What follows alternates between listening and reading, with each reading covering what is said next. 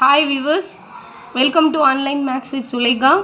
Today வந்து TRV Polytechnic examல graph theory உள்ள connected graphs, disconnected graphs and components இதனோட definitions தான் with examples ஓட பார்க்க போகிறோம்.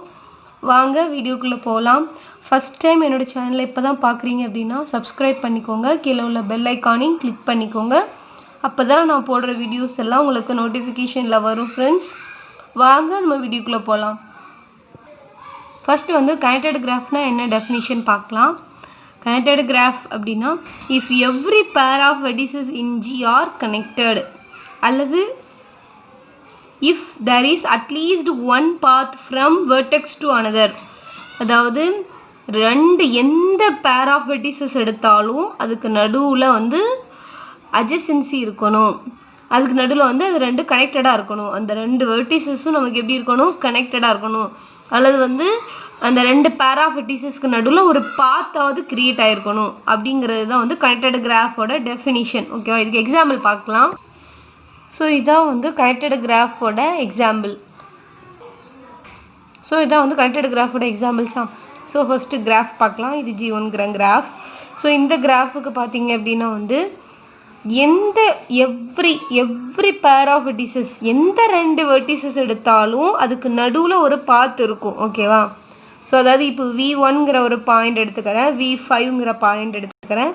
இதுக்கு நடுவில் பாத் இருக்கா, இந்த பாயிண்ட்டுக்கும் இந்த பாயிண்ட்டுக்கும் கனெக்ட் ஆகக்கூடிய பாத் இருக்குது. ஓகேவா, இந்த ரெண்டு பாயிண்ட்டும் V1 to V2 போகுது, V3 V4 V5, லாஸ்ட்டாக வந்து V5ல கண்டிப்பாக கனெக்ட் ஆகி இருக்குது. ஸோ இது உள்ள வந்து ஒரு பாத் இருக்குது, இந்த ரெண்டு பாயிண்ட்டுக்கும் நடுவில் ஒரு பாத் இருக்குது. ஸோ அதனால் கண்டிப்பாக வந்து இது கனெக்டட் கிராஃப் தான். ஓகேவா, நம்ம வந்து V1க்கும் V5க்கும் டைரெக்டாக எட்ஜ் இருக்கணுங்கிறது மீன் கிடையாது. கனெக்டட் கிராஃப்னா என்ன, எவ்ரி பேர் ஆஃப் வெர்டிசஸ், எந்த ரெண்டு பேர் ஆஃப் வெர்டிசஸ் எடுத்தாலும் அதுக்கு நடுவில் ஒரு பாத், ஒரு கனெக்டட் பாத் வந்து இருக்கணும். ஓகேவா, ஸோ அதான் வந்து கனெக்டட் கிராஃபோட டெஃபினிஷன். ஸோ இப்போ அடுத்து இந்த கிராஃப் எடுத்துக்குவோம், G2ங்கிற கிராஃப். ஸோ இதில் 4 வெர்டிசஸ் இருக்குது, V1 V2 V3 V4. ஓகேவா, மொத்தம் 3 எட்ஜஸ் இருக்குது. ஸோ இப்போ V1ம் V3யும் ஃபஸ்ட்டு V2வும் V3யும் கனெக்ட் ஆகிருக்கா அப்படின்னு பார்க்குறோம், இல்லை. ஆனால் நம்மளோட டெஃபினிஷன் என்ன, எந்த ரெண்டு பேர் எடுத்தாலும் அதுக்குள்ளே ஒரு கனெக்டட் பாத் இருக்கணும். ஓகேவா, அதான் கனெக்டட் கிராஃபோட டெஃபினிஷன். V2க்கும் V3க்கும் ஒரு கனெக்டட் பாத் இருக்கா, கண்டிப்பாக இருக்குது. V1 எங்கே போகுது, V2 V1க்கு போய் V1லேருந்து V3க்கு போகுது. அப்போது ஒரு கனெக்டட் பாத்னா என்னது, some vertices edges and V3. So this is the path. ஓகேவா, ஸோ V2 V1க்கு போய் V1 to V3க்கு போகுது. ஸோ ஒரு கனெக்டட் பாத் இருக்குது. ஸோ அப்போ this is the connected graph. ஓகேவா, ஸோ இப்போ V2க்கும் V4க்கும் கனெக்டட் பாத் இருக்கான்னு பார்க்குறோம். ஆமாம், இருக்குது. ஸோ V2 வந்து V1க்கு போய் V1லேருந்து V4க்கு கனெக்ட் ஆகுது. ஓகேவா, ஸோ அப்போ this is the connected graph. So இதான் வந்து கனெக்டட் கிராஃபோட definition. Every pair of vertices are connected அல்லது there is at least one path from vertex to another vertex. ஒரு வெர்டெக்ஸ்லேருந்து அதர் வெர்டெக்ஸுக்கு நமக்கு வந்து கண்டிப்பாக அட்லீஸ்ட் ஒரு பாத்தாவது இருக்கணும், அட்லீஸ்ட் பாத். ஓகேவா, கனெக்டட் பாத் இருக்குது. ஸோ அது this is the connected graph. So next வந்து டிஸ்கனெக்டட் கிராஃபோட டெஃபினிஷன் பார்க்கலாம். If there is no path from vertex to another, அதை அப்படியே நம்ம சேஞ்ச் பண்ணிக்கணும். ஓகேவா, எந்த ரெண்டு வெர்டெக்ஸுக்கு நடுவில் ஒரு பாத் இல்லையோ அதான் வந்து டிஸ்கனெக்டட் கிராஃப். ஓகேவா, பாத்னா என்னது, it consisting of and alternating vertices and edges. பாத்னா என்னது, ஒரு V0 ஒரு வெர்டெக்ஸ் இருக்கணும், அதுக்கடுத்து எட்ஜஸ் இருக்கணும், அதுக்கப்புறம் வெர்டெக்ஸ் அடுத்து எட்ஜஸ், இப்படி அல்டர்னேட்டிங் வெர்டிசஸ் அண்ட் எட்ஜஸாக ட்ராவல் ஆச்சு அப்படின்னா அதை வந்து நம்ம பாத் அப்படின்னு சொல்லுவோம். ஓகேவா, ஸோ இதுக்கு நம்ம முதல்ல எக்ஸாம்பிள் பார்க்கலாம். ஸோ இதெல்லாம் தான் வந்து நான் டிஸ்கனெக்டட் கிராஃபுக்கு கொடுக்கக்கூடிய எக்ஸாம்பிள்ஸ். G1 கிராஃப் எடுத்துக்குவோம். ஸோ இதில் வந்து தெர் இஸ் பாத், ஒரு வெர்டெக்ஸ் எடுத்துக்கிறேன், 1 2 இந்த ரெண்டு வெர்டெக்ஸ் எடுத்துக்கிறேன். ஃபஸ்ட்டு வெர்டெக்ஸையும் செகண்ட் வெர்டெக்ஸையும் எடுத்துக்கிறேன். இதுக்கு ரெண்டுக்கும் நடுவில் ஏதாவது போகக்கூடிய மாதிரி ஒரு கனெக்டிங் பாத் இருக்கான்னு பார்ப்போம். ஸோ எங்கேயுமே வந்து 2 ஓடி ஜாயிண்ட் ஆகாது. 1ங்கிற பாயிண்ட் எங்கே போகுது, 5க்கு போகுது, 3க்கு போகுது, அகெயின் 1க்கே வந்துடுது. ஸோ அப்போ 1 2வும் எந்த கனெக்டிங்குமே இல்லாமல் தானே இருக்குது. ஓகேவா? ஸோ அப்போ திஸ் இஸ் வந்து டிஸ்கனெக்டட் கிராஃப். ஓகேவா? ஏதோ ஒரு பாயிண்ட்டுக்கு இல்லைன்னா கூட அது டிஸ்கனெக்டட் தான். ஓகேவா? ஸோ இப்போ அடுத்து வந்து 1க்கும் 6க்கும் பார்ப்போம். 1க்கும் 6க்கும் ஏதாவது கனெக்டிங் பாத் இருக்கான்னு பார்ப்போம். 1 எங்கே போகுது, 3க்கு, 3 goes to 5, 5 goes to again 1. So இது உள்ள கண்டிப்பாக வந்து 1க்கும் 6க்கும் எந்த பாத்துமே கனெக்டிங் பாத் இல்லை. So this is 6 disconnected. ஓகேவா? அடுத்து G2ன்னு ஒரு கிராஃப் எடுப்போம். ஸோ இப்போ இதில் பார்த்தீங்கன்னா 6 வெர்டிசஸ் இருக்குது. ஸோ இப்போ இதே மாதிரி 2 எடுப்போம். 2க்கும் 6க்கும் பாருங்கள் எந்த கனெக்டிங்குமே இல்லை. அடுத்து 2க்கும் 4க்கும் பாருங்கள். 2 எங்கே போகுது, 3க்கு போகுது, 3 1க்கு போகுது, 1 அகெயின் 2க்கே போயிடுது. ஓகே, 2க்கும் 4க்கும் எந்த கனெக்ஷனுமே இந்த 2 வெர்டெக்ஸுக்கும் இல்லை. ஸோ திஸ் இஸ் வந்து டிஸ்கனெக்டட் கிராஃப். ஸோ அதாவது என்ன, there is no path from vertex to another vertex. So this is வந்து டிஸ்கனெக்டட் கிராஃபுக்குள்ள எக்ஸாம்பிள்ஸ். ஸோ இப்போ வந்து இந்த லாஸ்ட் அந்த கிராஃபை பாருங்கள். ஸோ இப்போ இதில் வந்து 1 2 3 4 5 இந்த 5 பாயிண்ட்ஸ் இருக்குது. ஸோ இது ஒரு டிஸ்கனெக்டட் கிராஃப் தான். 1க்கும் 3க்கும் ஏதாவது கனெக்டிங் பாத் இருக்கா, இல்லை.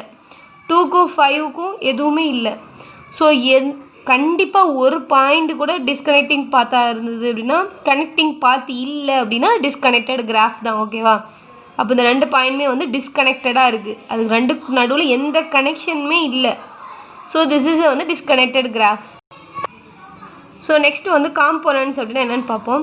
காம்போனன்ட்ஸ் அப்படிங்கிறது என்ன அப்படின்னா வந்து அந்த கிராஃபில் உள்ள connected number of connected graphs.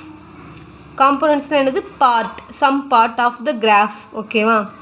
So இதில் வந்து 2 இது கொடுத்துருக்கேன். கனெக்டட் கிராஃபுக்கு காம்போனன்ட்ஸ் என்னவாக இருக்கும், டிஸ்கனெக்டட் கிராஃபுக்கு காம்போனன்ட்ஸ் என்னவாக இருக்கும்னு பார்ப்போம். கனெக்டட் கிராஃபில் வந்து கண்டிப்பாக ஒரே ஒரு காம்போனன்ட்ஸ் தான் இருக்கும். ஏன்னா அதில் அந்த ஒரு கனெக்டட் கிராஃப் தானே இருக்கும். காம்போனன்ட்னா என்ன அப்படின்னா number of the connected graphs, அந்த கிராஃபில் உள்ள connected graph. So connected graph has only one component, therefore k = 1. அடுத்து செகண்டில் டிஸ்கனெக்டட் கிராஃபில் வந்து consisting of 2 or more connected graphs இருக்கும். So each of these connected subgraphs is called a components. So disconnected கிராஃபுக்கு உள்ள நிறைய கனெக்டட் கிராஃப்ஸ் இருக்கும். So அதில் எத்தனை நம்பர் ஆஃப் கனெக்டட் கிராஃப்ஸ் இருக்கோ அதுதான் நம்ம காம்போனன்ட்ஸ் அப்படின்னு சொல்லுவோம். ஓகேவா?